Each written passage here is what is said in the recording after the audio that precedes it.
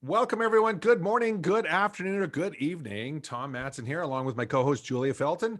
It is the Do Good and Make Money Super Summit, and it's our first live panel. We have live people here. So whether you're joining us live in the Slack channel or you're watching us live on Facebook Live, which we're probably not sharing right now because we forgot to do that. Julia, well, I'll do that right away. Or you're watching the rebroadcast, which is how most of you are going to watch this. Thanks for making time to work on your business. And more importantly, thanks for taking time to figure out how you can do good and make money at the same time. I am joined, as always, on our panel by the amazing Julia Felton, who put together this summit, worked her tail off, and then gave me co-host billing after doing all the work. What a nice person that is. Julia, why don't you introduce yourself to everyone in case they're new to meeting you and haven't had time to do so, and I'll go live on Facebook. Sure. Okay. Well, welcome everyone. Some of you have already met me. We've already had two amazing speakers this morning talking about the power of purpose. But I'm Julia Felton. I'm the founder of Impact Igniters, and I work with women entrepreneurs to help them grow their income, scale their business, and make more money, because most of them are frustrated, underworked, overpaid. Oh, I wish. Yeah. Overworked and underpaid. What a Freudian slip there. And struggle with an employee mindset. So we help them leverage their business. But it's been my absolute pleasure to put this together along with Tom, because both Tom and I are really passionate about how can we help make a difference in the world. And the way that we can help you make a difference is if you all understand how you can make money and do good in the world at the same time. So that's briefly about me. So Roger, why don't you just, in a couple of sentences, introduce yourself, and then we'll dig in then into the panel discussion after everyone's introduced themselves. Because I know if I was a panelist, I'd like, who are all these people? And I won't be paying attention to anything you say, because I'm like, who's the next person? Right. Thank you so much, Julia. I'm Roger Burnley. I'm an intuitive empowerment life coach. All of those words are really important right now, because the intuitive part is one I didn't use for a really long time because I didn't know that was part of my purpose. And that is my purpose now, in helping everyone else come to understand that, which is so funny that we're here today on something called Do Good and Make Money, because this is coming about now. And that's how I've always felt my entire life. But suddenly, the times have changed, and now I'm coming into fashion. It's what we all are right now. And I wrote something this morning which said, your purpose, your life purpose, is to help others, which is also a selfish act, which I didn't understand for the longest time. Thanks. Oh, I love that. Like you say, teases us and just dangles it out there. I like that. I like that. We've got a professional, no pressure, everyone else. We have a professional with Roger. Good work. Who's next, Julia? Oh, Joni, please. Well, I'm glad you made me next, because Roger, I really relate. I've got 25 years and a doctorate in something that's a brand new thing, and it's such a relief. I totally get what you're saying. I've been consulting and advising leaders who want to do well and do good for 25 years. And what my talks and my articles and my services are really to help leaders move toward a robust quadruple bottom line: people, prosperity, planet, peace, and partnership. That's 5. Quintuple. Yeah, quintuple bottom line. Woo. I love that. Love it. That's even better than triple bottom line. We have a brand new summit we have to work on, Julie, I think, with that. For sure. Dan, why don't you introduce yourself, please, sir? Sure. My name's Dan Dominguez, and I'm the Chief Growth Officer at the Why Institute. And, like it says behind me, we believe that when you know your why, what you do has more impact. And so if we're talking about purpose, we want to help people discover their why. Julia and I had a great conversation when we discovered, surprise, that her why is to contribute to the success of others and make a positive impact in the world. You think she's doing that? That's what we're doing here. And it's so important for all of us to know our why. In the work we've done, we found that there are 9 whys. So we're going to tell you a little bit more about that. And if we don't get to it today, you can always follow up and we'll let you know more about it. Did you say 9 whys or 9 lives, Dan? 9 whys. I wish 9 lives. Wow. I like that. This is going to be deep and powerful all at the same time. Fantastic. Welcome. Simon, please. Hi, so Simon Phillips. I'm the founder of the Changemaker Group, and what we're all about is helping people make a difference. So we're really an empowerment group. We are really excited about the prospect of supporting people to make change happen across the world. So a lot of the work we do is literally just that, reaching out and supporting people to make change happen in their own lives. So it's not all about us doing it, it's about us empowering others, and that's what we're all about. So I'm just delighted to be on this call with all of you here, and just great to hear what some of the things that you're doing. So I'm looking forward to the conversation. Fabulous. So glad you could join us, Simon. And Simon's coming to us from the south of England, which with global warming is soon to be wine country, I'm told by my friends over there. Wine country in England. Yes, the world is changing. Joni, can you imagine you got a foot of snow in Philadelphia and yet the south of England is wine country? What a concept. It's definitely wine o'clock here. Oh, there you go. Perfect. Perfect. Well, then I'll join you shortly if I can fit it in. Erin, you made it from the other room. Thank you so much for working through the links. Hi, good to be here. You want to do a quick introduction? Tell everyone tuning in here and on the replay a little bit about yourself, and then we'll get into the elements. Absolutely. So I am the founder of the MindFix Group, and we offer ultra rapid, guaranteed root problem removal for your mind. So I am deeply committed to showing people how deep personal change doesn't have to be hard, and it doesn't have to take a long time. That in just a few months' time, with a couple hours of work each week, people's biggest areas of mental frustration no longer need to hold them back. So leaders and entrepreneurs hire us to help them get out of their own way by rapidly and permanently eliminating their biggest mental roadblocks, because most leaders get stuck or find themselves in their own way at some point along their journey. So our work allows leaders to finally break free of their blind spots, their insecurities, their fears, their self-doubt, imposter syndrome, and all their anxieties that are holding them back in just a little bit of work each week, so that they can ultimately experience flow and momentum that they're desiring. Love it. Love it. I like how you blended the intramural and your stuff all in one. And then because she lives in snow country, Joni, she's empathetically wearing what we call a toque in Canada. A toque. I don't think Americans call it that. I'm bilingual, but what do you guys call it? A hat? A Beanie. fuzzy hat? Beanie. A beanie? Mhm. Yes. Yes. Yeah. I know it wasn't a toque. I knew that. I could never remember the American version. That's fun. Well, I'm so glad you're here. Thanks for sharing your wisdom, Erin. Thanks everyone that you're here. Julia, what's our next step? Well, I thought what would be the best thing to do is for each of our speakers to share one or two of their key tips and strategies around purpose. That then we've got a foundation for us to have the discussion based on everyone's perspective from what we're coming from. So with that in mind, is there anyone who wants to go first? Otherwise, I'm just going to call on somebody. No, you voluntold them. Do voluntold. It's much better for this. So let's start then. Well, Dan, because I know you, everything starts with why, the Why Institute. Why don't you just share with us, one or two top strategies and your thoughts around the power of purpose, why it's so important and why you need it? Yeah, absolutely. Well, thank you so much. I think the important thing to remember is that there are two types of whys, right? And as coaches, if you're listening and you're a coach, or if you're someone like our panel, Erin, and you're working with people to try to help them fix their issues, we have to know how they are wired. How are we hardwired? This is the work that started with Simon Sinek's TED Talk. He told us all about why, right? Well, our founder decided, hey, how do we find out our why? And there was nobody had an assessment to figure out what our why is. So he created it. And what we found is, if you know your why, what is your internal motivator? Are you a contributor? Are you somebody who believes trust is the most important thing?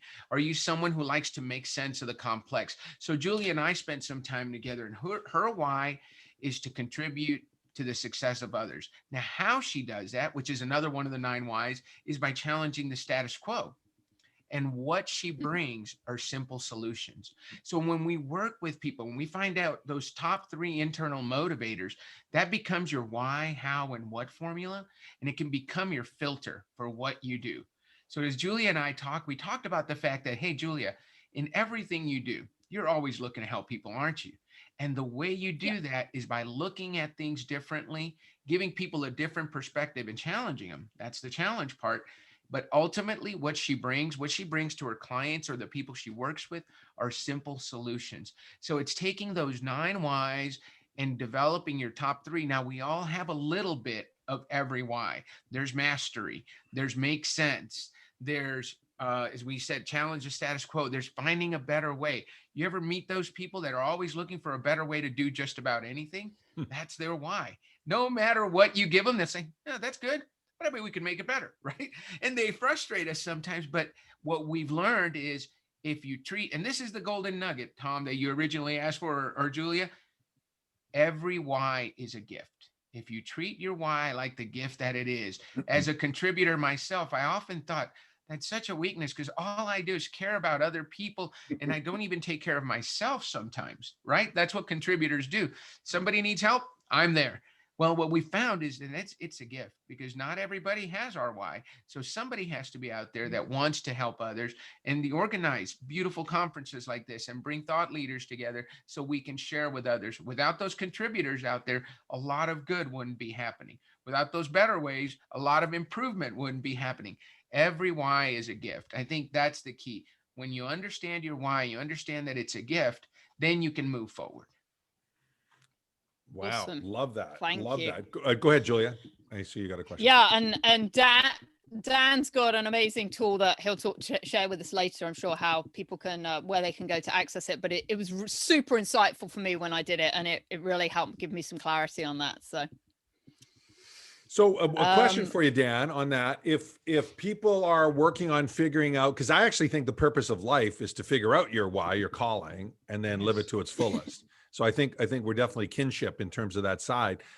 The challenge I notice, a lot of people think they're tuned into their why, but it's very transactional rather than like deep calling, core level stuff. So how do you help people shift from a transactional why, right? I want to make $1 million, or I want to do this or do that, like, outward bound measuring sticks, as opposed to something more impactful? What's any advice for people to make that shift? So great question. And we hear that a lot. People say, I know my why. My why is my children, right? My children are the most important thing, or my why is my business. Well, guess what? Your children can grow up and leave home. And where's your why? Your business can fail, or you can sell it, or you can retire. So now what's your why?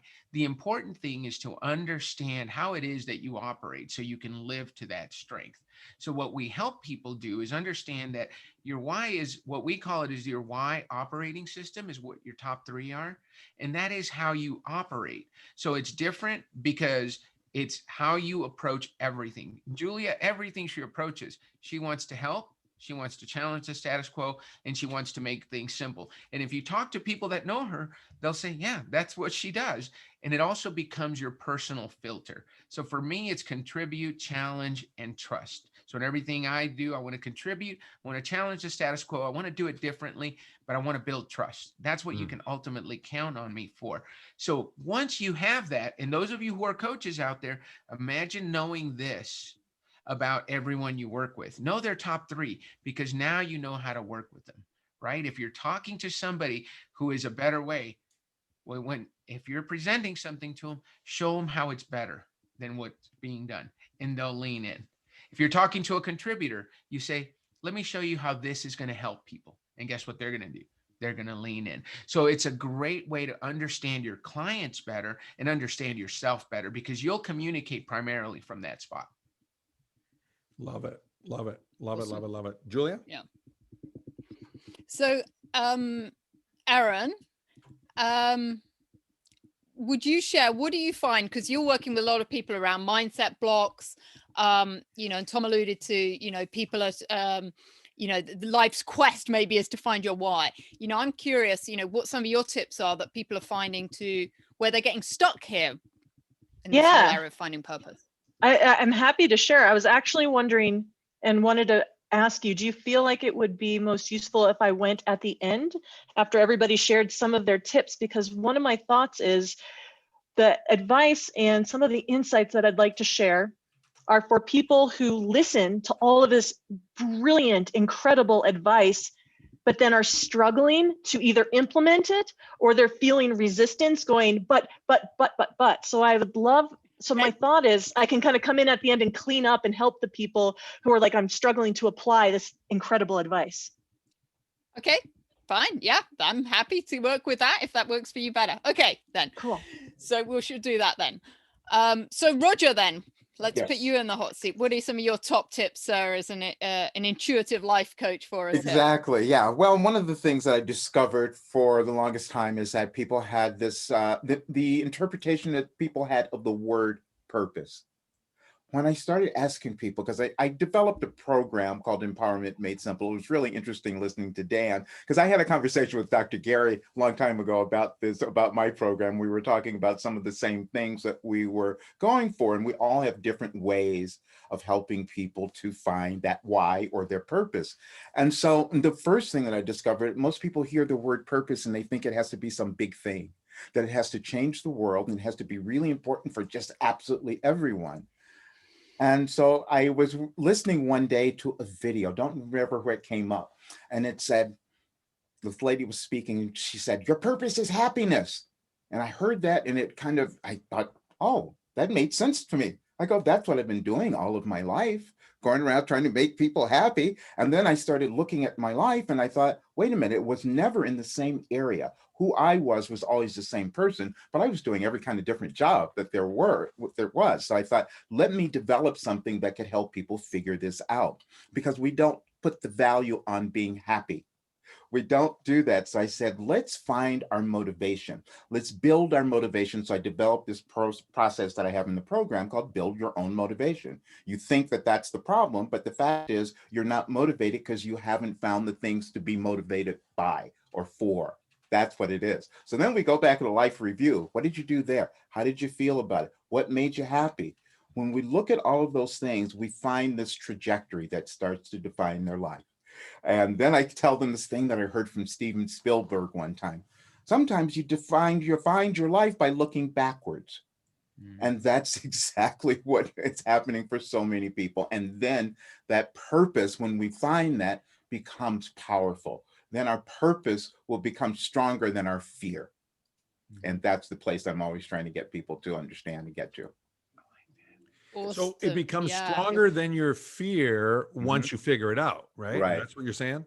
Yes. And so I'm intrigued about the living backwards part, because we teach a strategy to create systems like Merlin did, living a life backwards. Right, But in yeah. the purpose panel, tell me a bit more about that. Like, how do you find your purpose looking backwards? Basically looking at the events that we've already done and figuring out how we felt about them and getting in touch with our emotions about them. And the thing that I found was that I never gave myself permission, wherever I learned this, to accept or be happy about the things that just made me feel good. That's what it was. And so many people have cut off their dreams that they had when they were much younger because of programming, because of whatever they were taught. And so I say, all we're doing is restructuring stuff. We're just building a new way of thinking, a new way of you looking at you. That's really what it is. Cool. Love it. Thank you. Yeah. Julia? Awesome. Where should we go next? Joni, what would be some of your top tips around purpose? I know you've been doing a lot with the UN Sustainable Development Goals as well. And if you've got a moment, I'd love you to touch on those as well. Well, I will. For me, I'm going to share my screen because I'm most interested in what's underneath, what drives purpose and power, and that's the science and philosophy. And whoops, I'm at the end here. So I wanted to pick apart purpose a little bit because we get derailed around purpose. We've been so acculturated to the fluffy myth. We've been taught that purpose is something fluffy. It's something over there. You do after you do good, then you do well. After you do well, then you do good. Right? And we've been told that one comes before the other, that they're mutually exclusive, and that you can't do both. But the data is really clear now. They're interdependent. You got to do well to do good. And that happens at the metaphysical level, at the intangible level. And that's my message and tips is go deeper. Look at what's really driving what you're talking about. And that's usually values, just like, you see what happens at the top of the iceberg, but you got to account for what's going on underneath. And that's the metaphysical. Metaphysics is the study of causality. So we're talking about what causes what.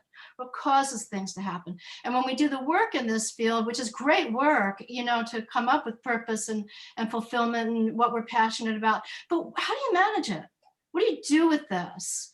And then also, what about if you've got a team and everybody's word clouds look really different from each other? Then what do you do?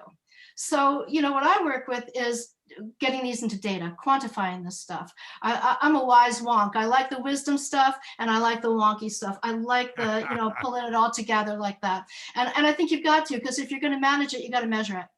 So this system that I use, it's not mine, but it's a system that has been used all over the world by many thousands of organizations and every kind of entity you can imagine. It's based mostly on Maslow's hierarchy of needs. Our values and our needs, which, you know, purpose, all of that is driven by values. So, you know, first of all, we value sleeping and eating. Right, that's the first thing. And then we can think about self-actualization and deeper things once we got the bottom line handled. It's not always so linear when it comes to a leadership model, but purpose is up here at a top level. But if you don't have a full spectrum well-being going on, you're probably not going to get much to purpose. And very purposeful people who are really accomplishing, they're dealing with their health. They're dealing with their well-being. You know, it's cyclical. But, you know, as far as a company, you got, first thing is profits and, you know, the customers are satisfied and all these lower level things. But, you know, we've been acculturated to think that all the work is down here and then this might come if you're lucky. But the data is very clear that when you get the full spectrum, you get much better numbers all the way around, almost no matter what you measure. And the reason for that is values are the most primal human drivers. They're more primal than our genetics, according to twin studies. They are the building blocks of our culture. They determine what actions we take and what's important to us. And they really help transcend beliefs that divide us. And this is what's really helpful at the United Nations and, you know, really even between team members on a 3-person team.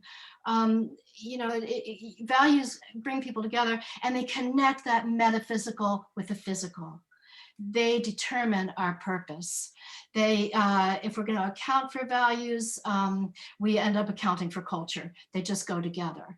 And by accounting for all this, we're accounting for the alignment between our purpose and our productivity.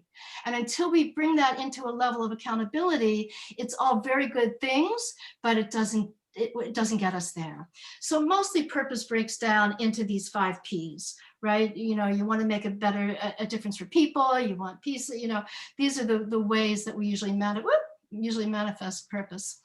And purpose is like a seed in a culture. Think of, if you have a purpose, what are you putting it into? That would be my other tip, is look at what is it planted into. Think of culture like a nutrient in a lab dish. So if you're going to put a certain kind of organism in that lab dish, is this a culture that will grow that or not? Well, your organizational culture is the same thing. Is it going to grow your purpose or not? And until you're measuring and managing it, you don't know.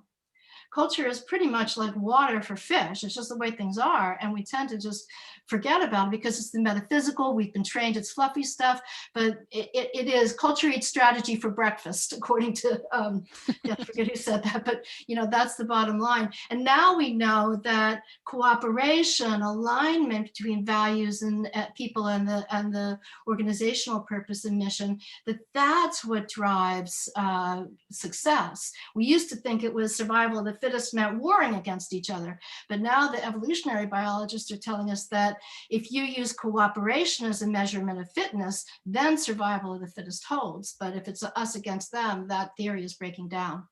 So, you know, I really recommend getting good, solid data, but you can start with just asking the people around you, what are your values? What's important to you?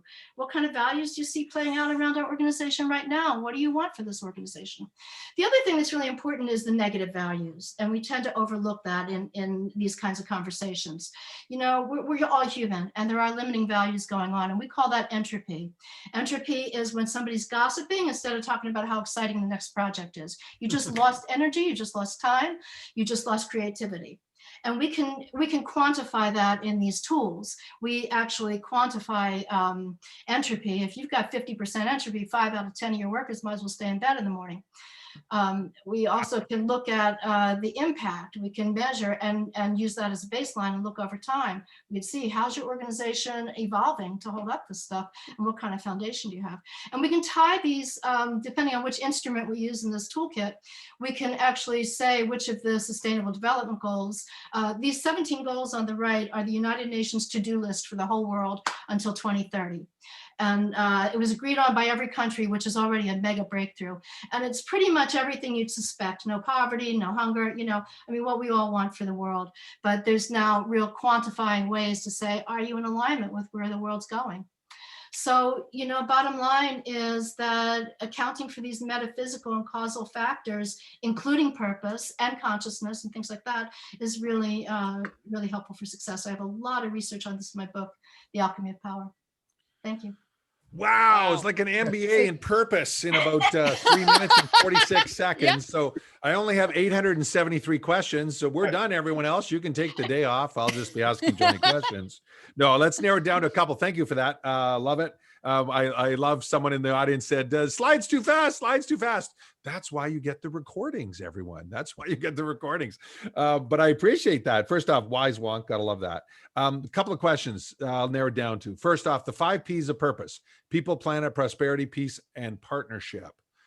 If someone's tuning in, especially if they're an entrepreneur, and they want all those 5, what's your advice as to, do they build their model simultaneously looking at those 5, or should they go sequentially and maybe try and fit it in with your Maslow's hierarchy as it works through? What do you think? Fitting it in with Maslow's hierarchy is too conceptual, you know, to really be practical. That's built into these tools that I use, and the algorithms, very sophisticated. These are sophisticated tools, but I just kind of broke it down that way so you can see that there is kind of a hierarchy of values. Right. And the same way, you know, people resonate with different things. And so some people are more geared toward working toward the planet. Some people are more geared toward working toward prosperity. But you want a good blend. You want to kind of ask yourself and your team, how are we doing in terms of planet? Take time for some system self-reflection. You know, we think of this as fluffy stuff and not the work. But the data does not support that. This will pay off in spades if you take the time to have this dialogue and to have, you know, I really like the question, so what? You know, we're doing this, so what? And it's a hard question. It gets people really aggravated, I have to tell you. But if you're rigorous with that question and you really dig down, and each one of this is what we do, and so what? And you know, who's aligning here? The problem is, if you got one person whose vision is all the way out there on planet and somebody else who's all the way out there, and they both want great things, but now they're at odds with each other. And until you situate this as a domain of work, then you can't reconcile that. And the problem is, people do try to reconcile it, and you're back in this word cloud. Mm-hmm. So, you know, if you can quantify it, I mean, for what you get, you really, to quantify your culture, to know what you're working with, to account for it over time. Well, I love the measurability. Somewhere David Kellum in Australia is smiling because that's how he lives his life. For sure. He's our chief operations officer. Last question I've got for now, and then Julie, jump in if you want. Cooperation. I was fascinated how you phrase cooperation as a precursor to getting results, as opposed to something that slows things down, was my interpretation. Can you expand on that a little bit more? Well, it can slow things down quite a bit, but sometimes you have to go slow to go fast. So, like Zig Ziglar, sometimes you got to squat before you rise when you bake a cake, right? That's right. Yeah. Yeah. So what biologists are now finding, which is really, you know, Tom, I saw how you work in terms of building alignments and connecting people, and, you know, that's emerging on the planet. People all over the planet are going like, I don't want to compete. I want to work as a partner with you. And the data shows that they're right on the money, because it truly makes more money. I mean, there's just no question about it. But you can go from the bacterial level to the high level world governance level. And cooperation is what actually makes things work better. It's what it is the key to survival at every level. Nothing does well, you know, it's not who we used to have this Darwinian idea that survival of the fittest is who's got the best nuclear weapon or the most brute force. And in leadership, it ends up who's got the most charisma, who's got the most bullying power, who's got the, you really want to get out of that kind of domain and into the domain of, what do we all bring here? How do we bring this into a values-driven, data-based understanding of what it means to what we're cooperating for? Half the time people try to build cooperation, they don't even have agreement on what they're cooperating for. They think they do. I'm going to assume you all want to make more money and do better, have better lives. I don't know your priorities, and I don't know the person's next to me in the room as much as I think I know them. That's just really the truth. And until you really drill down, name those values, get real clarity, see where they align, see where they diverge. Love then it.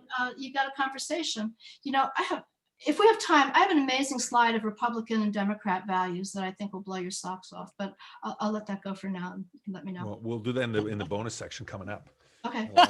I'm a U.S. politics junkie, even though I'm a Canadian, so I got to see the slide later. Julia? Well, yeah, Joni, that was super insightful, and a few people have asked. I just posted there in the chat. People were just wanting some clarification there on the 5 Ps: people, partnership, prosperity, peace, and planet. And I just loved how you linked all that together, because in some of the other speakers that we've already had on today, we've been kind of talking a little bit about the business case for actually creating a business that's powered by purpose. And, like you said, the statistics out there are overwhelming about, when we do good, we create a business based on purpose, the financial implications just follow through. So yeah, I've got a lot of data on that in my book, The Alchemy of Power. Love it. Yeah, love it. Cool. We teach Awesome. with our strategic alliance events, we teach 1 + 1 is 11, and now you've got the data to back it up. I love it. Awesome. Okay. Who's next, Julia? So now I want to go to Simon. So Simon has a different slant on this, because Simon's actually out there working at the coalface with companies. He's also got some unique business models that I'd love you to share, Simon. So Simon actually runs a group called the Changemaker Group, who I'm an associate with. And I love the philosophy, and what attracted me to partner with Simon as an associate is the business model and the whole philosophy of how the Changemaker Group works. So Simon, can you share that, because it's a very different perspective on this from what some of the others have spoken about? Yeah, thank you, Julia. I mean, it's how fascinating, because I was listening to Dan and Roger thinking, I'm starting to feel old now, because they mentioned Simon Sinek, but I was talking to people about the power of why a few years before Simon Sinek came out. So I'm just going to pass that one on for now. But I've royalty checks are coming soon, not to worry. You're welcome. Yeah, exactly.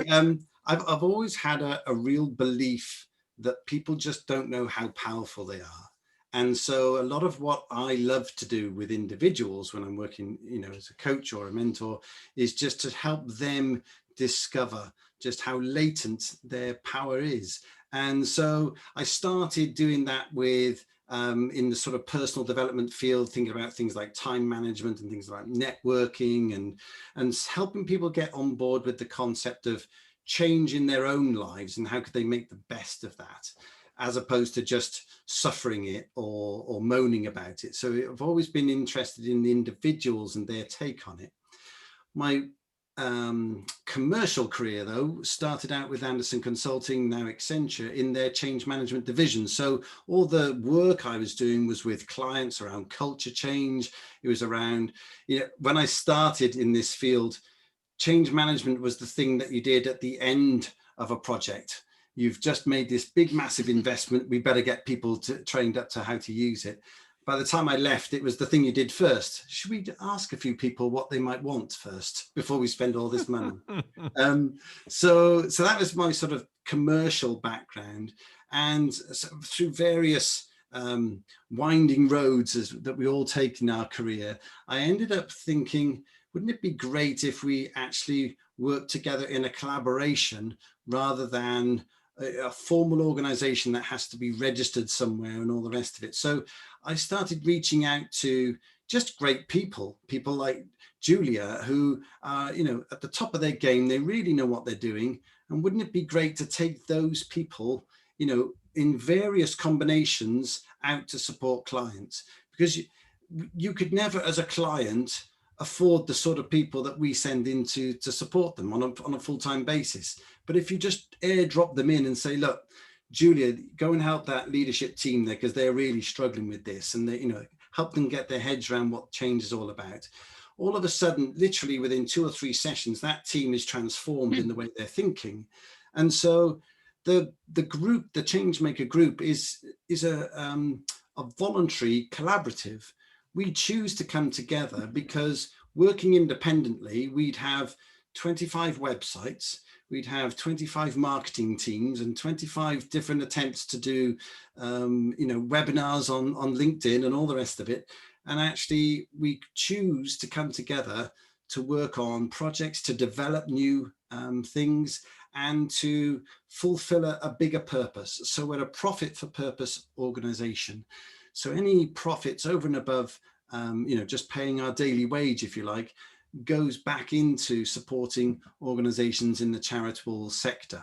So I said earlier on in my introduction that we're trying to reach out and develop change makers everywhere across the world. Well, that's what we're doing. So we provide free micro learning, for example, on smartphones.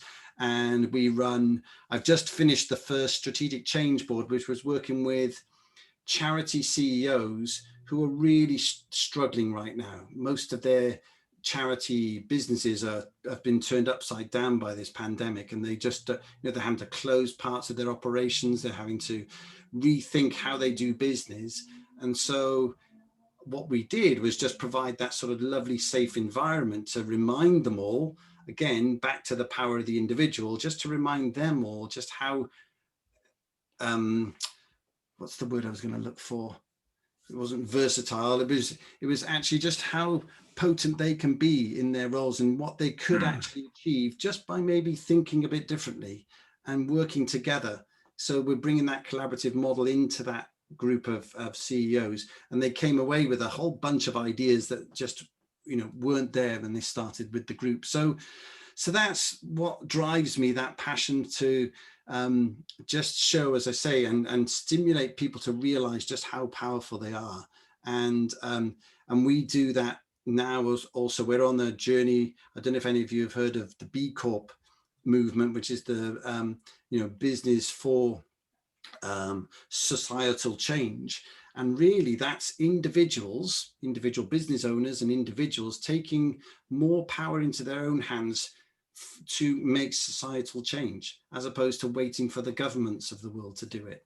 So as I say, that just gets me buzzing, and that's what gets me out of bed every morning. That's my purpose, is to help others see just how much they can make change happen. I love that. Oh, go ahead, Julia, jump in. Go on. No, well, the only thing I was going to say, Simon, is I think, also just let everyone know you've got the Changemaker community, which is kind of your non-profit piece where you're doing a lot of other work as well. So we'll get an opportunity to talk about that a bit later on, I'm sure. But sorry, Tom, go ahead. So first question, B Corp, you kind of threw that in there, but I know for a lot of people, that's a new concept. I love it. I think it's a fascinating evolution of what a corporation used to be.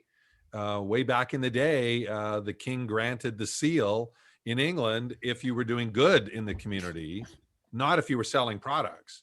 You only got the seal if you were doing good. Then you got the king's seal, and that's what a corporation was when it started in 1100 AD or whenever the heck it was, where literally that was like the highest and noblest version.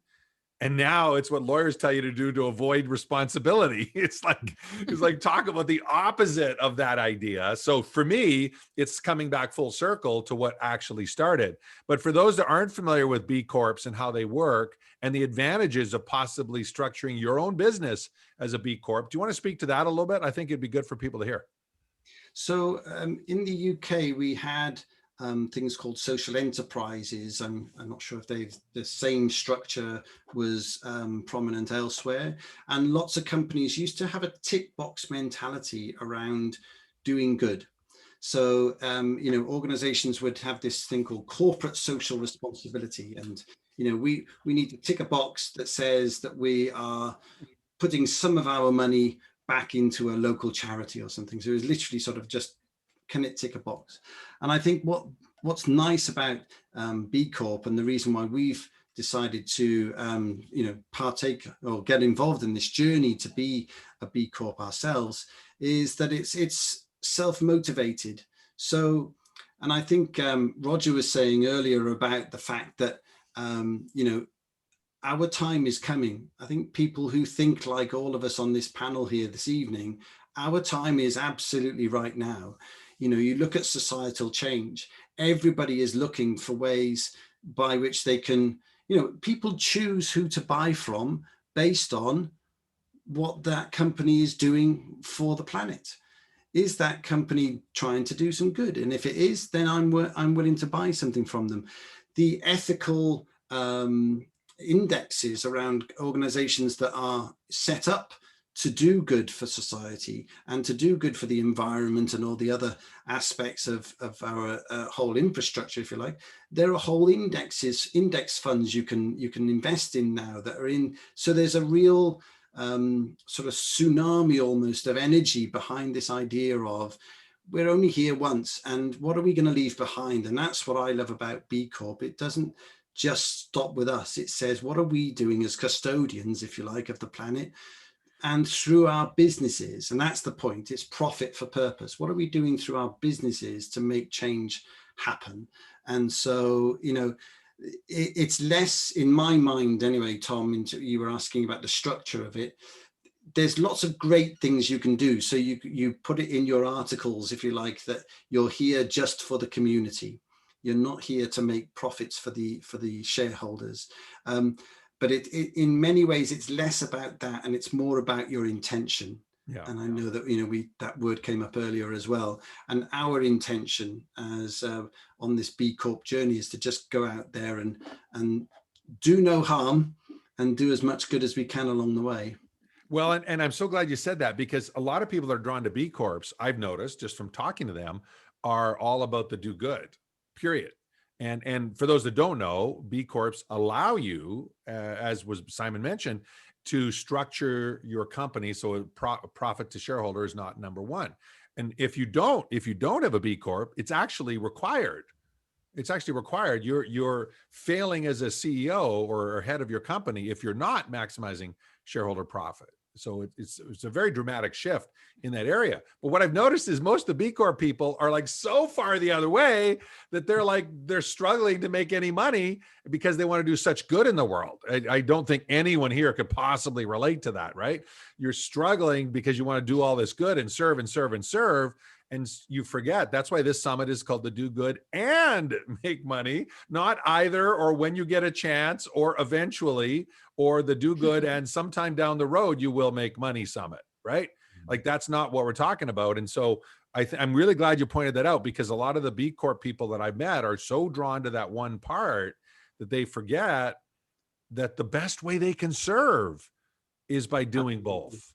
Absolutely. I mean, that strategic change board I mentioned, that's done all from the profits. So we couldn't have done that really. I mean, it's been a critical piece of work for those CEOs. They were really floundering in the first group that we love it. Well, and talk about a big audience. I mean, as you said that, I realized there's 1.25 million charity golf tournaments in the US every year.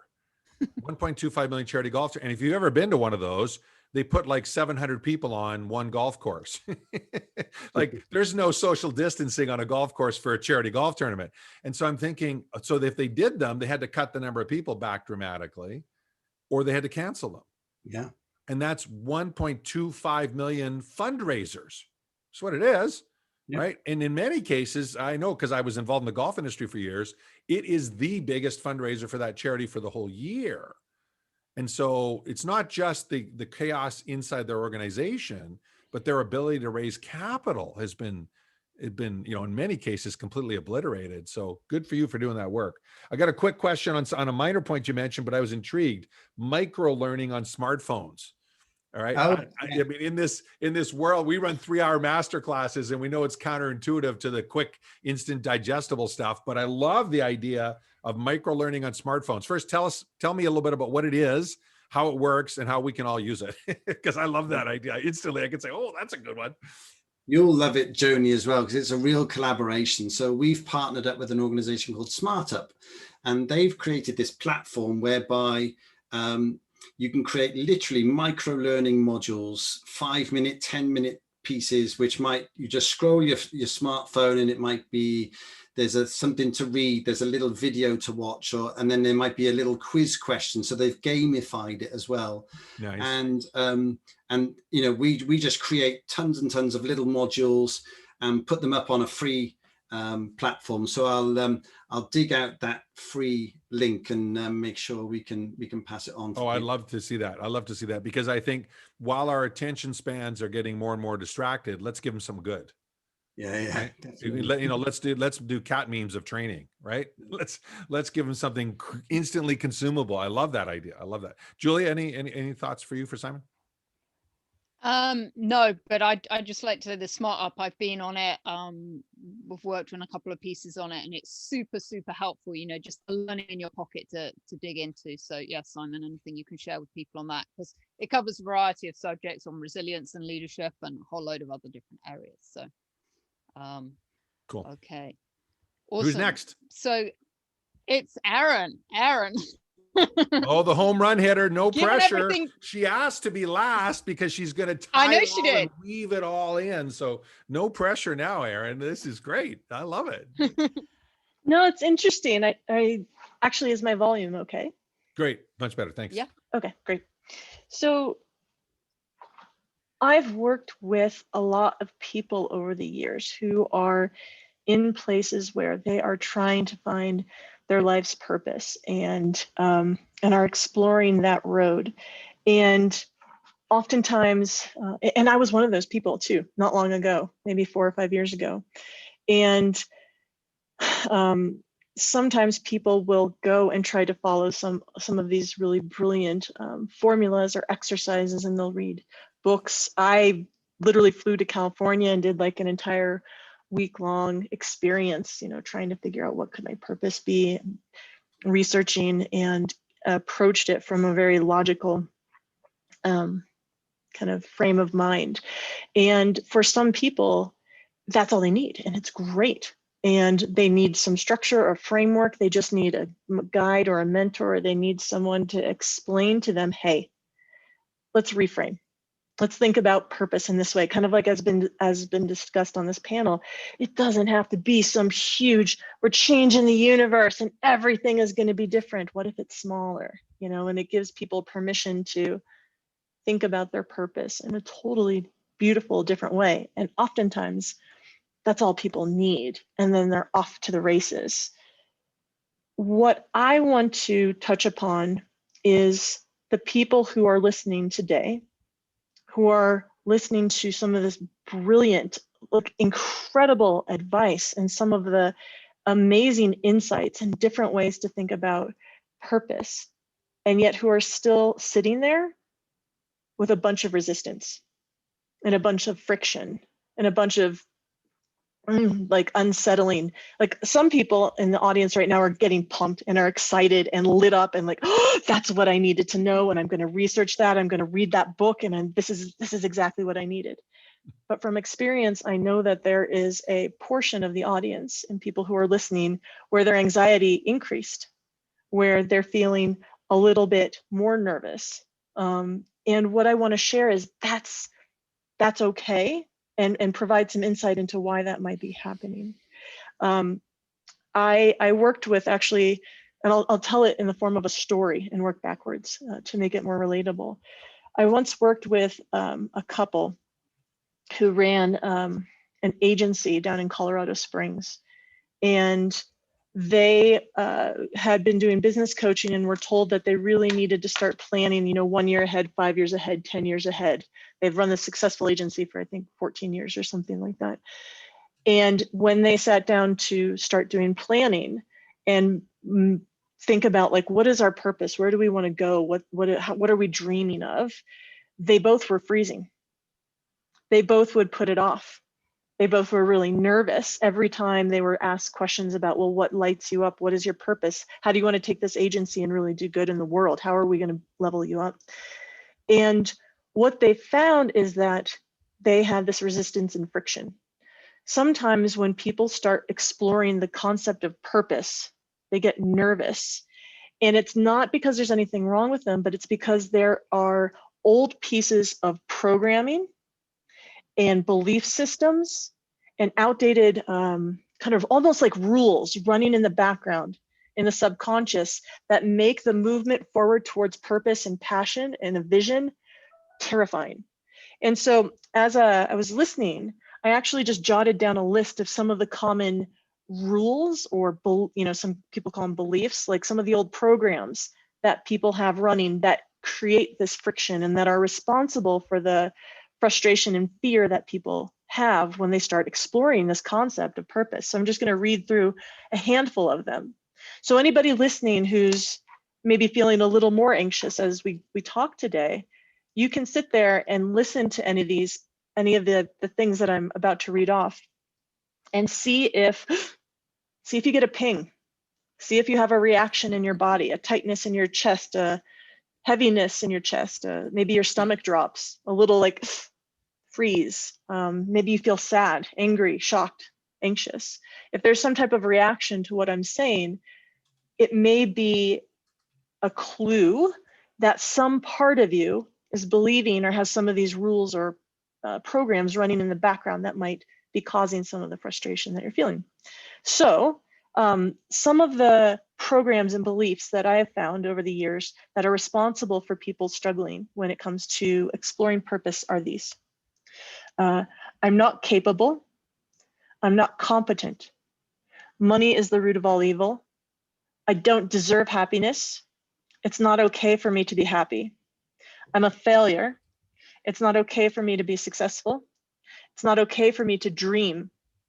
If I get what I want, it means I'm selfish. It's greedy for me to have dreams.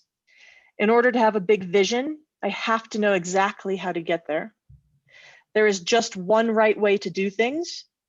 There is always a best choice. And if I don't get something right, I won't get another chance. Now, most people will hear that and go, of course, I don't believe any of that. And consciously, most of us would never be able to admit to consciously admitting those types of things. Of course, we know we all get second chances. Of course, we know we're all competent. Otherwise, how are we running these businesses? Of course, we know we're capable of doing things. We would never admit to any of these things that I just listed off. But the challenge is, if some part of you is holding on to these things in the background, like in our subconscious, if those are in there running in the background as tapes, those are bubbling up to the surface, and the friction and the resistance and the stress and the anxiety you're feeling is the energy it's taking to push those down, to go, no, I don't believe that. No, I don't believe I'm not capable. No, I don't believe it's greedy for me to have dreams. And that's where a lot of the frustration can come from, is when a part of you is holding on to some of those pieces. It can make this amazing exploration of vision and purpose turn into something that actually can be an experience that creates anxiety and nervousness in people. The couple that I worked with in Colorado Springs, both of them, whenever they were asked about hopes, dreams, vision, purpose, and creating and getting clear on their purpose for what they wanted to do with the world and what they wanted to do with their family and each other and how they wanted to grow and scale their business, both of them experienced pretty intense irritation and discomfort, and then would push it off and go, we can't do that, another day. Vision, purpose, we'll work on that later. And it had happened for so many years that here they were over a decade into their business, really successful, and they still couldn't communicate like what their purpose in the world was for themselves as a couple, or for their business. So what I want to invite people to look at is, if this is anything other than exhilarating and exciting, maybe slow down, take a few steps back, and observe what's going on internally, and see if there's some programs or beliefs, some thoughts that are bubbling up to the surface, like anything along the lines of what I shared. And those could be roadblocks or barriers that are keeping you from moving forward and exploring what all these other brilliant panelists are sharing today. So I wanted to kind of, for the people who are sitting there going like, why is this tough for me? I wanted to give an additional a different way to think It's about like what's an being shared today. motivation seminar. Thank you, Aaron. You're welcome. But you know, that's Well- it's absolutely worth sharing, and I'm so glad you did, because you know, if we all were living fully our passion, the world wouldn't have the chaos it has. Our businesses wouldn't have the chaos it has. Let's be clear, right? This is not the Harv Eker used to say something. T. Harv Eker so used to say something, and it I can't say the right word I want to say, but it frustrated me a lot what he would say, which is your bank account was a reflection of your mindset. And then I was broke. And so it always frustrated me because, no, I have a great mindset. Why can you say that? Just because I broke, I have a great mindset. And of course, something was wrong. Something was missing, but I wasn't prepared to admit it. I wouldn't consciously ever admit that. No, I was a human excellence person, and I was doing all this stuff and doing all this work. And I was enjoying the journey, but it wasn't a full and complete journey. So clearly I wasn't living my purpose, right? A full and complete journey. If you're an entrepreneur and you're not making money and doing a lot of good, you're not living your full purpose. Let's be clear, right? If you're an entrepreneur and you're not doing both of those at the very least, let alone some of those other amazing things that some of you guys have shared on the panel, right? That's not the full journey. So thank you for sharing that, Aaron. We went a little extra on that, so I don't have any questions right now because I want to open it up for everyone else. But Julie, do you have any questions for Aaron before we move on?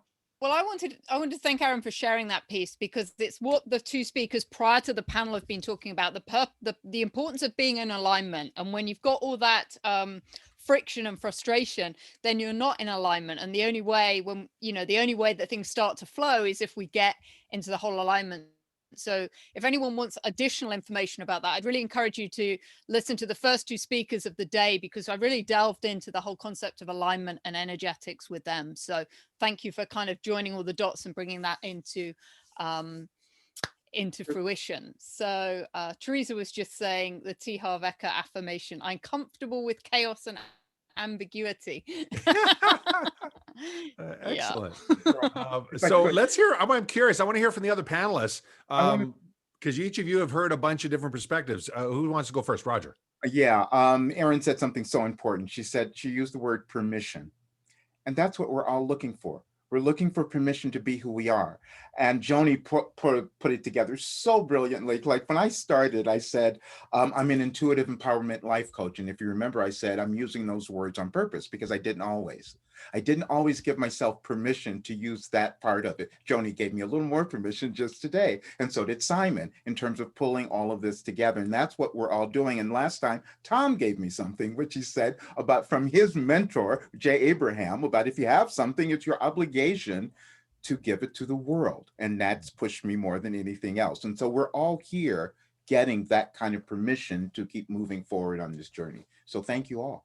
Thank you, Roger. Joni? And I call this work personal homework. Yeah. And it's fundamental to everything else. The problem recently has been people spin wheels here. They get caught in the delusion that that's all the homework there is. But if you don't do the personal homework, it's really hard to get the rest done. So it's such important work. Love it. Love it. Dan, anything you want to add? You're muted. I jumped on you quick without giving you time to unmute. Here I am. No, I almost want to say exactly what Roger talked about, but I want to talk about what Roger said is you got to build your own motivation. And if you know yourself, you can build that motivation, and then you can move on to the work that Aaron talks about, is to give yourself permission to be who you are and be comfortable in that. So then you can have those big goals that Joni talked about with the 5 Ps and the UN sustainability goals. And Simon, I took a lot out of what you said, but what stayed with me was the fact that you were an originator of why from so long ago. So we've got to connect and just have some more conversation around why, because I think it's important to know your why. It's important to know where it comes from too. A lot of people ask the royalty is expired. I don't think you can claim royalties. That's too long ago. You're okay to have that conversation, Dan. Simon, your thoughts too? Anything you want to add? Do you know, it's just gone out of my head when Dan said about royalties. I was like, okay, we're in. Sorry to tease you like that. I think, trying to remember exactly where it was around the notion that, actually every day we can make a difference if we choose to. And I think there's something about not just thinking about it, but doing it. And you act because you really do believe it's going to happen. You don't act, you don't not act and wait for it to happen. You act and you keep working. And I wrote something earlier today, which I'm sure you've all heard before, but it's, quite often opportunities arrive disguised as hard work. And that was what resonated with me based on what Roger was just talking about there. Is, there's a lot of work. There is so much work for us to do. When you think about all the things that are not going great in the world, in every corner of the world. So the more people we can empower and the more people we can help overcome some of these mental obstacles that Erin was just talking about. I love that analogy, Erin. I think, but there is so much work to do, because whilst we are, in the right place at the right time and all the rest of it, there's a lot of people out there hurting right now, and we've got to get alongside them, people who can help them and support them. Well, and that's a perfect transition to the first question. It's a sort of a comment, but I'm going to turn it into a question for you guys, and anyone can respond that wants to. Nancy posted, I want to help people get into a home they can afford and make a profit. Several times I've been burned to the point I'm broke and scared to try again. I don't mean to laugh. I can relate to that, Nancy. That's why I'm chuckling. So, anyone advice for Nancy? All right. So she wants to help people get into a home they can afford and make a profit, but has been burned, broke, and scared. Thoughts, anyone? Fear-based decision-making is dangerous. And so to recognize that there's fear here and to see how you can move it into love, faith, grounded faith and hope, move it into healthier ground. But as soon as you're making decisions based on fears, you're probably going to perpetuate a cycle. So sometimes the best movement is no movement. There's a yin and a yang. There's a time to move. There's a time to be still. And, if that's how you're feeling about this right now, it might be time to be still. And out of the fertilization that happens in that stillness, then great things can bloom. It's like a Yoda. It's like a Yoda answer. I love that. I'm going to challenge part of that in a second, but first, I love it. Simon, you had your hand up too. Yeah, it was, it's sort of an interpretation of what Eckhart Tolle talks about when he talks about the power of now. So quite often people say to me in our coaching conversations, I've tried everything. And, it feels a little bit, like Nancy's saying, I've tried this. And my question back to them is, have you tried it now? Have you tried it now, today, with all of the circumstances, all of the knowledge you've gained from trying to do it in the past, all of the learning that you've acquired? You are in a very different place potentially. And until you've tried it again, you haven't exhausted all the options. Love it. Love it. And I'm going to add in, it's essential you get some people around you, call them an advisory board if you want, because we tend to work for free on advisory boards or for wine. So it's a good title. Board of directors, you're going to have to pay us, but advisory board, we tend to work for free. Get some advisors who know the stuff you don't know. There are tons of people that are experts in real estate. You're leading with that passion. You get some of those people that know how to buy and sell properties and do it affordably, who care about your vision and are aligned with your vision, and they will find a way to make it work. So I think one of the, I've, my bio says made and lost millions multiple times, and it always will, because some of the best lessons came from those failures. From some of the most impactful lessons. I'm not talking about most painful lessons, like some of those too, but I'm talking about the best lessons, the things I learned the most from that actually had the most positive impact going forward eventually, once I learned the lesson. And so the fact you've struggled with it is an opportunity for success on the other side, but not if you keep doing it the same way. Not if you keep doing it the same way. And so my tactical advice is get some advisors around you that know what they're doing, and they may be able to help accelerate your dream faster than you could ever imagine. I'm going to jump ahead to the next question. Sorry, Julie, did you want to add anything to that? Not to that. Had you seen the yeah, I've got a bunch Teresa here, so we'll jump into the next one. Yeah. Can Joni expound on the values and their position in relation to desires, from Teresa? Yeah, well, you desire what you value. And so, that's kind of just, if you can, and if you can pull back into the building blocks of values, sometimes you'll find that your desire isn't a bigger and bigger and bigger and bigger car, but your desire is, something very different. And it can help you unhook from desires that are kind of superficial, that really don't take you to where you want to go, and connect with the deeper desires. If you can pull back into the language of values, break it down. What are the building blocks of this desire? And then see if those don't show you more clearly how to get there, but also maybe fine tune that my desire wasn't quite what I thought. Can I piggyback on what Joni just said? Since we're talking about power of purpose here, what it felt to me when I listened to that is that the intention wasn't clear. Why are you doing this? Why are you trying to help these folks? If that's your intention, then the fear of losing money may not be as big. Do you know what I'm saying? If the intention was there, yeah, you'll figure it out and you'll take Tom's advice and find the right people and all of that. But there was something underneath that felt like you're not really clear of why you're doing this. And that's the thing that we always have to know. Why are we, the why again, back to everyone else. So Yeah. that would be something. Right. And That's a good a point. great Because tip- if it's just a straight handout mindset, right, Right. Roger? And basically, oh, poor people, I'm going to help them. Right. That I've noticed that's not as sustainable in terms of energy sustainable now when you're hitting all the roadblocks Yeah. as you're helping them with a hand up. Yeah. So for years ago, I stopped contributing to handout causes and I only contribute to hand up causes. Right. I'm not judging other people that do that. I'm really glad lots of people donate to the food bank and lots of other places that are handouts because we need it. But for me personally, that didn't feed my spirit. That didn't have me soar. The hand up stuff does all the time. All the time. Every time my son who's 14 and we get on Kiva and we got our next batch of money to buy and support businesses and microloans, we get all excited. We get giddy picking which business entrepreneur, which woman, because let's face it, that's where the smart money is in microloans. So we want our loans paid back. So it's always women. That's our first screen. You'll appreciate that, Julia. It's our first screen, always women entrepreneurs. And then we go from there. But it's truly, I mean, we get all excited, right? We get all, because we're clear as to how that ties in to what we're doing. So that's a really good point, Roger, about the importance of making sure you're clear on that. I love it.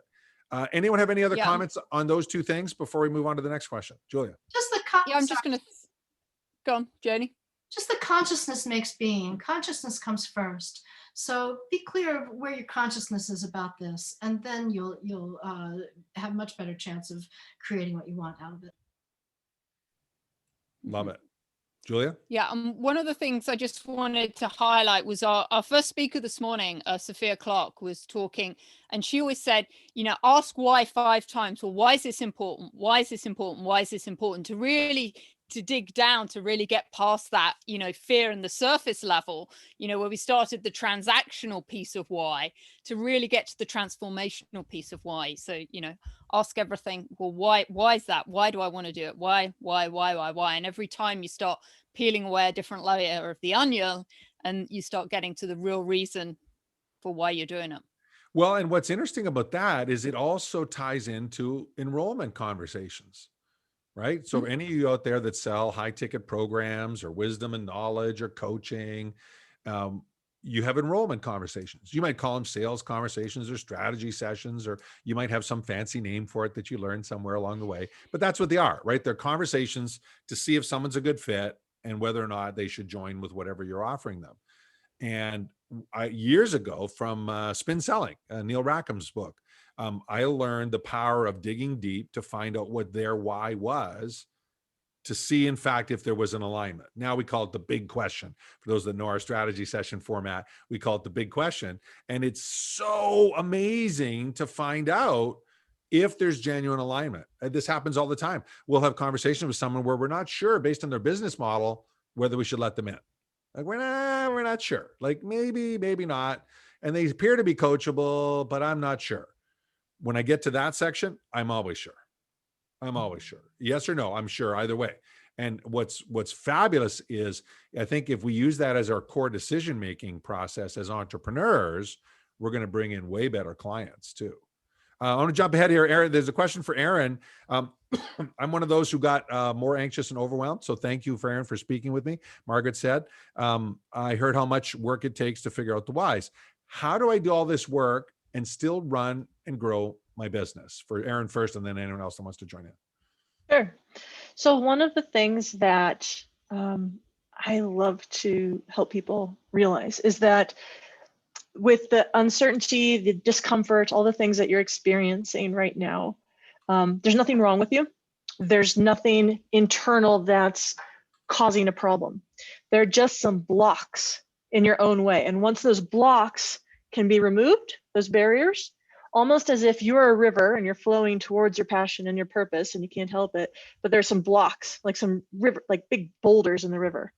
And it's a matter of pulling out those boulders. There's nothing about you that has to change.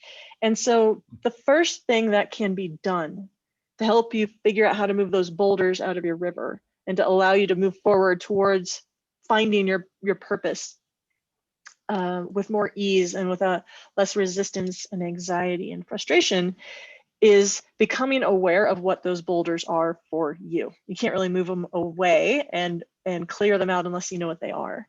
And the way to do that is to sit with this discomfort and to sit with the anxiety. Maybe close your eyes, take a few deep breaths. And when people are talking, notice what the thoughts are that are bubbling up to the surface, because they are there. The anxiety and the feelings, the emotions that you're feeling wouldn't be there if there weren't thoughts that were bubbling up to the surface, because we react and have emotions and feelings based on what we're thinking. So if you can slow things down, quiet things down, tune things out, and notice what's showing up. Is it anything on the list that I read? Was there anything that grabbed at you or that made you go, oh gosh, that's me?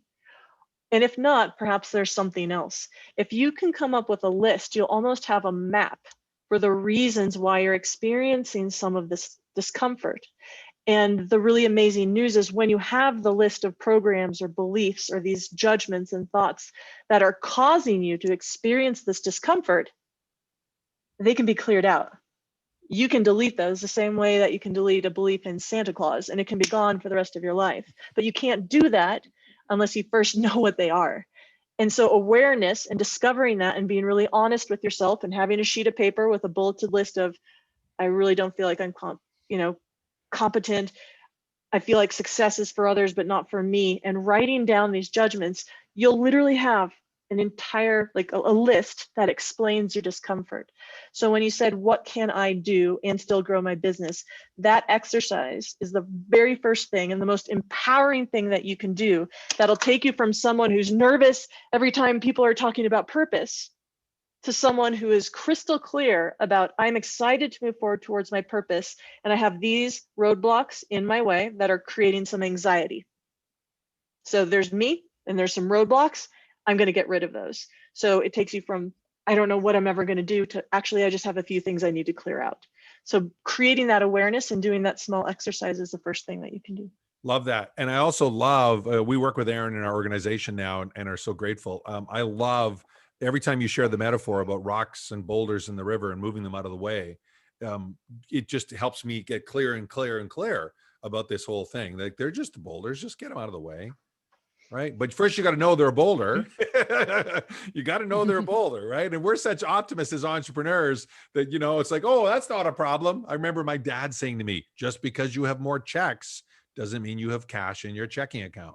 And that trigger stuck with me for a decade before I had someone help deal with that trauma that was buried in my psyche, because it was there. It was totally there. I literally would cringe looking at a checkbook. And then, of course, I never reconciled the checkbook. And then, of course, if that leads to a whole set of problems on top of that. Fortunately, I was good at creating, just not good at managing back then, Dad. So thank you, Aaron, for sharing that. Any quick comments from anyone else? And then we want to go around the horn, and everyone that's here, you're going to get a gift. You're going to get a gift or a way to communicate with these awesome panelists. We're going to do that next. Simon? Yeah, it was just the thing that I always come back to is motivation. So what's your motive for action, which is how I interpret the word motivation. And, for Margaret here, the opportunity here, if you like, is as you said, Tom, once you've found that why, you can accelerate everything. Everything becomes easier. And so, spending a little bit of time, deciding to invest a little bit of time into thinking about this can actually propel you forward much quicker. So a lot of the things that you're doing, on a day-to-day basis, just to get your business to turn over and just make a little bit of profit, for example, you can take back some of that time in the knowledge that if you do focus in on this, your motivation for doing this bit of work is that you will get to a place where everything is a lot easier and you'll be, feel a lot more in flow with what you're doing. Love it. Love it. Great advice. And my old mentor, Michael Gerber, talked about working on the business instead of in the business. And he meant that in so many different ways. But in this area, the reason this is day one of the Do Good and Make Money Super Summit is because it's the most important thing. All the rest is important. But if you've got your strategy clear, if you know the game you're playing, your purpose, your big why, however you want to describe it, if you're clear, then all of the other choices become so much clearer. And when it's not in alignment, it's not in alignment. It's like, yep, I'd love to do that, but you know what? That doesn't move me forward towards this. Simple. Decision-making. Any of you get stuck decision-making, you'll love doing this first. So, okay, we're going to move on to, thank you, everyone. This has been awesome. We're going to move on. We're already zipping through the time. So what we're going to do now is we're going to go through and each of you get to share either how people can reach you, how they can connect with you. And if you've got a gift or a special report of any type, share that as well, both in the chat box for everyone that's here. And then, of course, we'll take notes of it and share it with everyone that's not here live through the process. And if I can manage it, I will also feed it out to Facebook Live simultaneously because, yes, we've been broadcasting live in the Facebook world. Hello, Mr. Zuckerberg. We appreciate all your work that you're doing. He didn't see my face, did he? No, he didn't see that. We got, go, Zuck, go. There you go. You got to say nice things to those people, right? Because they're controlling our information patterns. All right, who wants to start? A volunteer. Dan, thanks for volunteering. You're first. Oh, I didn't give you notice again. You got that mic on. I keep doing that. I'm so sorry, Tom. So thanks so much. Listen, we want to help people and we believe that there are 9 whys and everybody has one. So if you want to know what your why is and you want to understand so you can tell people what you believe, because I see a bunch of contributors in this room. And I think one of the things we have to do is tell people what we believe so that we attract people that believe what we believe. So we can build our tribe with people that are like-minded. So I'm going to offer that the first 10 people to message me on LinkedIn, put my link in the chat, message me, put why in the subject line, and I will give you a free why discovery. I'll send you a link. You can discover your why for free. And then if you have questions, by all means, email me, dan@whyinstitute.com. I'd love to talk to you. Love it. Love it. So if they go to LinkedIn, say that again.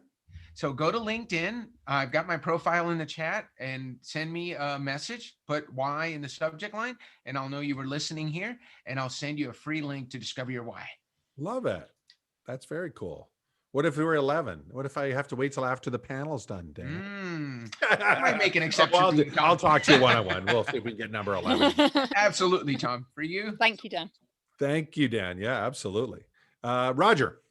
Great. Okay. Thank you so much. I'm going to put a link in the chat here to share with everyone. And it has all of my little different things in there. You can schedule a consultation with me. I typically do a discovery consultation call before we agree to work on anything. But also there's a PDF in there that you can download, and it's a book. It's a short little autobiography, but if you understand my story, that might better inform you if I'm the guy that you want to work with, because understanding that will show you what you're capable of. And so all of the links are there. So, and what my whole premise is helping people really discover and come to own and believe in themselves in terms of what they're here to do. I believe everyone is here to do something important. Every single person, no exception. So love it. Thank you, Roger. Erin. Thank you. So I have a free training that people can view on our website. If they go to mindfixgroup.com there's a button at the top that says free training, and it's a free video training.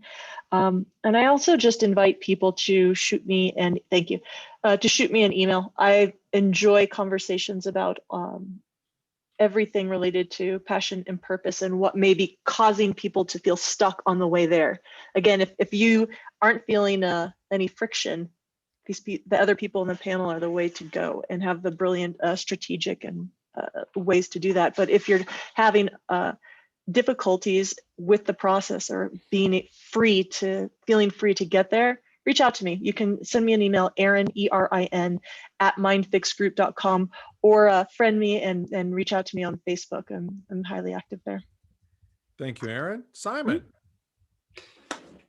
Thank you. So I was talking about, I didn't anticipate I was going to talk about this actually, but when we got talking about the why component, this is the last iteration of the book that I put together called Mastering Time, and it says how to work less, deliver more, and live a great life. And the point of it was, so that was like a rewrite of the book that I did in 2003, and in there I help people work out just what's important to them, land on some things that maybe relate to purpose, but also help them think about their priorities and think about the relationships that they have and the other key important areas in their lives. And what I've done, I've put together something called an L4 framework, which I'll put a link in the text to, so people can go there.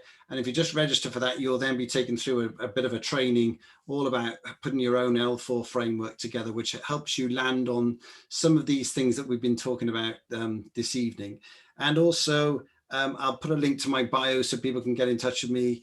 And I'll even put my email address for the Changemaker group. So if the things I was talking about with regard to the B Corp and the sort of the bigger charity things that we're doing, if you'd like to discuss what we're doing because you're interested in doing something similar, very happy to chat to anybody on that. So I'll put a bunch of those in, and I've already earlier put the link to the micro learning in the chat. Love it. Love it. Grab the micro learning with it all, so it's in one paste, and that way I can transfer it out to Sure. Facebook for you, Simon. Thank you for that. And L4, is that like a Hogwarts thing? That's what I have as picture with your lovely I can't accent. tell you It's all like the a details, special- Tom. Yeah. Love it. Love it. Love it. Love it. Appreciate it, Simon. And our final share, Joni. So I am, if you go to my website, drjoni.com, you can book an appointment with me to talk about how I might serve you. And if you put your name into the mailing list, I will send you a copy of the 4 chapters that I think are the main chapters of this book, Stepping Stones to Success, which I was an author with Jack Canfield and Deepak Chopra and Dennis Waitley. And I just took those 4 chapters and made them into a mini book. Name dropper you. You name Yeah, dropper really, you. right? That's pretty Well, good. you know set what of I wrote names. about? I wrote about my time, mostly what I learned about leadership from staying in the jungle in the Amazon with a tribe of headhunters. Woo! So I hope you enjoy it. So Stepping Stones for Success. So they go to your site, and what do they do to get that? Just sign up for the newsletter, and which I have to tell you, I almost never send, but I will definitely send you the 4 chapters of Stepping Stones to Success. Got it. Put that out there. Well, you guys have been awesome. Thank you so much for starting us off on the Do Good and Make Money Super Summit panel number 1. We've set the bar nice and high, as we Yep. expected would be the case, right, Julia? We absolutely expected that to be the case. Absolutely. Thank you, everyone. Julia, final thoughts and comments, and then I'm going to go around the horn and get a final thought and comment from each of you, and then I'll wrap us up right on time. Julia? Yeah, well, first of all, I just want to thank everyone for joining us on the panel today and for sharing all of your ideas, inspirational, actionable insights. For everyone listening, you have received some amazing value from this panel, and we're very grateful for that. But, as a number of the panelists talked about, this is all about taking action. So please take what you've heard today and make sure you do something with it. Otherwise, we've just given you loads of inspiration, but we want you to do good and make money in the world. So please go and take some action with what you're doing. Love it. Love it. Love it. Love it. Roger, final thought for today? I want to thank you, first of all. And I want for everyone here who's listening to understand how important these things are, because we all need reinforcement. And you have been amazing at putting these together. And it's all about inspiration. We're inspiring one another. So thank you. You're welcome, Roger. Joni. Gee, I'm mixing it up like a good facilitator. You never go in the same order. That's a little training tip. If you go in the same order, people tune you out because they're thinking what they're going to say. So you always randomly mix it up. Yeah, I want to echo what Roger said. Just really thank you. And, you know, we have come to a new normal. And that new normal is situated in a very different place. It's situated in doing good and doing well at the same time. And that's the name of the game going forward. And, you know, have some confidence, because we have been acculturated to believe differently. We all have for millennia. And so, you know, thank you for staking this ground, Tom and Julia, because it's critical ground for what success is going to mean going forward. Love it. Appreciate that so much. Thank you. Let's go to Aaron. I just want to invite people to understand that change doesn't have to be hard. It doesn't have to be difficult, and it doesn't have to take a long time. And if you're falling into a rut and feeling like this exploration of purpose is feeling sticky or resistance or anxiety or inducing, it doesn't have to be. And reach out to me if you're feeling like you're blocked, and we can have a discussion and talk about how to unblock you so that you can take advantage of the amazing information and insights that were shared today. Thank you, Aaron. Dan. Hey, I'm not muted, Tom. So great job, right? Listen, I'm at dan@yinstitute.com. Reach out to me. I'm on LinkedIn, Dan Dominguez, and you can just reach out. And if you have any questions, if you want to discover your why, our assessment, as Julia said, is so simple. It takes 5 minutes to do, and it gives you great insight. We're going to share all that with you. And if you want to know more, you can always talk to us, and we're here for you. So we're looking forward to hearing from all of you. Thank you, Dan. Simon. So I love the analogy of a shopping trolley. When you go to the supermarket, you grab yourself a trolley and you're wandering around the aisles. You do not put everything in it off the shelves. So you've been, you know, there's been so much amazing stuff that you've been, you know, shared with this amazing panel this evening. What I would recommend is don't lose any of them. So capture them all, but just do one at a time. Just do one thing. If you can go away from this evening and do one thing, then all of us would be absolutely delighted. So, you know, that I think is really key. If all of us just go away and do one thing, then, you know, our combined power in terms of what we're trying to achieve in the world will have been enhanced by this session. Well, I'm going to have you do, thank you, Simon. I'm going to have you do two things. Simon's one thing, and spread the word. We have very consciously set this summit up so that you cannot buy the recordings. You cannot buy access to all the recordings. All you can do is pay it forward. And if you pay it forward to 5 people and they sign up, you get the recordings. And so this is day one. This is partway through day one. So there's plenty of time to spread the word. If anything you hear today inspired you, or pushed a few buttons, or motivated you, or challenged you, and you know other people out there that believe in doing good and having more impact, influence, and yes, income in the world, my challenge to you is to spread the word. Julia, what's the best way they can do that so it tracks through the software?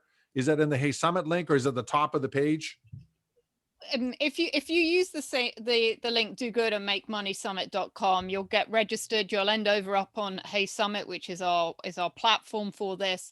And then when you sign up and you verify your email address, you then get an email link for you to share, which has your own unique link on it. So every time you share that, I'll know. I've already had a number of emails saying, this person's already shared 5 people, you know, so I've already got a list of people who are getting the Love it. Love it. So and I hope you appreciate that, because most of the summits charge for that. It's a great revenue stream. It's a part of the business model. And we considered it. And then we thought, no, let's have some fun. Let's have some fun, because our goal really is to impact and inspire more of you to get out there and take action and make it a better world. So thank you, everyone. Simon, Roger, Aaron, Joni, Dan, my lovely co-host and super organizer, Julia, and all of you that are here live on the Zoom room. Thanks for being here. Those that are tuning into Facebook Live land over there, and equally important, those watching the rebroadcast of this. On behalf of Julia, Tom Matson signing off for our panel on the Do Good and Make Money Super Summit. We'll see you at the next talk. Bye-bye, everyone. Yep. I'll see you in 2 hours or half an hour. The next one. Keynote speaker. Thank you.